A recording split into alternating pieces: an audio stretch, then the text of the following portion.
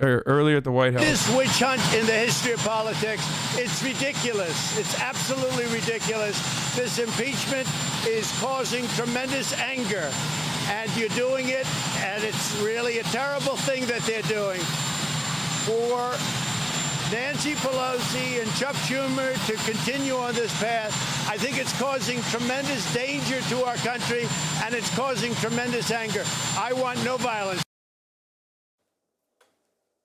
Meanwhile, the fallout from the Capitol riots is still growing. Capitol Police suspending several officers. Congressman Tim Ryan saying one of those suspended officers took a selfie with the mob. Yeah. Two more House Democrats announcing they have COVID-19. Pramila Jayapal and Brad Schneider, the second and third lawmakers to test positive after sheltering in place with their colleagues. Jayapal blasting unmasked lawmakers for creating, quote, a super spreader event on top of a domestic terrorist attack.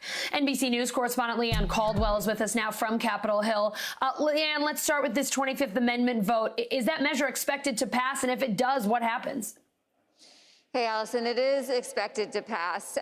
There has been but it's not going to have much teeth. So it calls on Vice President Mike Pence to go ahead and invoke the 25th Amendment. It can't force him to do so. What it's doing is just putting the onus and putting the spotlight on the Vice President, who was in that room and being rushed out of it to safety to do something about the current president, who this resolution says incited an insurrection. But it will pass, Allison. But the main event is tomorrow when they do vote and take up the article on impeachment.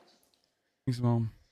All right, so let's talk tomorrow. The House is meeting in the morning to start that impeachment voting process. What should our viewers expect to see and hear?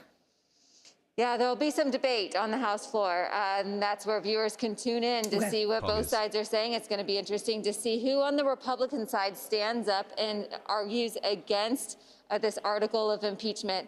It, again, is also supposed to pass. So the president will likely be impeached for the second time, a first time in history that this would happen, by the end of the day tomorrow. The question is, though, how many Republicans are going to vote for it? My sources tell me that there will be some. It's just a question of, will it be a few? Will it be 10? Will it be over 20 or 24? We'll have to wait and see, Allison. Leanne, some Senate Republicans want the Democrats to keep Deplatforming conservatives, asking people for like Chris Pratt and Gina Carano to be held accountable for their beliefs and fired is literally fascism. What are you talking about? Why do conservatives live in a world that like does not exist? You really betray your own victimhood narrative when you just make shit up. I don't know if you're being sarcastic or not. Like, that was such a stupid fucking take that I literally don't know if you were being sarcastic, LARPing as a person with a stupid take, or if that's legitimately a take that you hold. And that is the sad reality with conservatism in general, but especially contemporary conservatism, where half the time I'm trying to understand, like, is this a work of fiction? Did he fabricate this take? Did he fabricate the argument within the take, the premises within the take? But more importantly, is he being serious, or is he just making fun of other conservatives? Because it is such an unserious and such a stupid take that it's impossible for someone to hold on to it or maintain it in a legitimate way. So, as far as Chris Pratt goes, yeah, he's a conservative. Who gives a shit? As far as people asking for him to be fired or something, that's like 3 people on Twitter. Okay? And lastly, if we are talking about like fascism, question the last time he was impeached, Trump it's literally closer, like to examples of fascism, to fascist insurrections. Like what Donald Trump has done is actually fucking proto-fascist and infinitely closer to historically what fascism has looked like and what fascism has been than fucking a bunch of fucking Twitter people being like, Chris Pratt needs to be fired. Okay?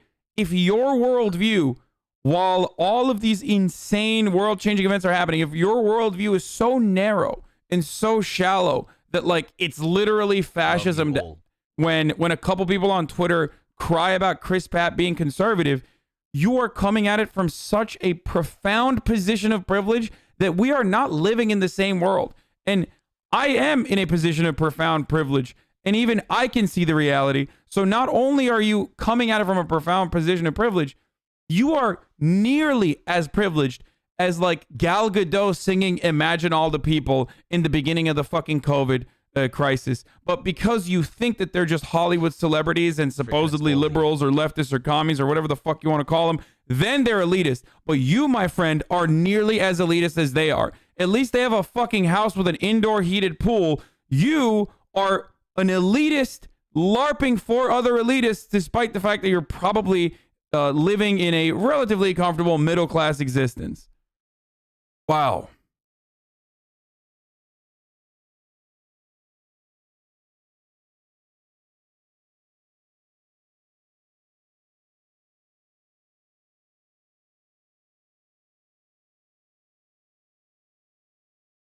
Hassle.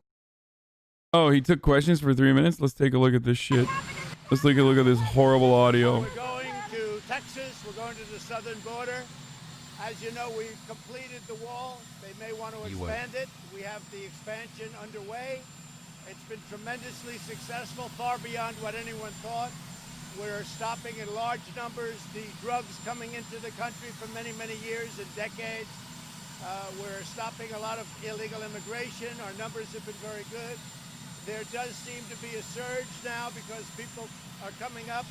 Some caravans are starting to form because they think there's going to be... Yeah, right. Fucking caravans are starting to form. Bitch, you ruined the country. If anything, caravans are leaving the country, motherfucker. There's like caravans of people trying to get the fuck out of here. It's like COVID hellhole, bro. On the southern border. Don't worry, you don't have a re-election coming up. Concerned, we want no violence, never violence. We want absolutely no violence. And on the impeachment, it's really a continuation of the greatest witch hunt in the history of politics. It's ridiculous. It's absolutely ridiculous. This impeachment is causing tremendous anger, and you're doing it, and it's really a terrible thing that they're doing. For Nancy Pelosi and Chuck Schumer to continue on this path, I think it's causing tremendous danger to our country, and it's causing tremendous anger. I want no violence. Thank you very much. Thank you, everybody. Is he still threatening? Am I crazy, or is he still... Is that like a threat? Hassle. When he says, like, you're causing tremendous anger and you're going to cause violence, like... I don't want no violence. It honestly feels like he's saying, like, if you impeach me, motherfuckers are going to get mad and, like, do stuff, and oops, it'll be out of my control. First of all, fuck him, okay? Seriously, fuck him. Secondly, fuck the entirety of the Republican Party, because, remember, they have allowed him to be this way for the longest time, and even before him, they created an environment in which, like, those hogs that are now storming fucking Capitol buildings and shit are literally emboldened to take action in this way that they have. So Trump might be the straw that broke the camel's back, but the Republican Party has been piling on top of the camel's back for the longest fucking time. Okay? They took the camel out to the desert. They loaded the camel. Trump is simply the straw. Okay? Anyway, he's live now. Let's take a look at what he has to say.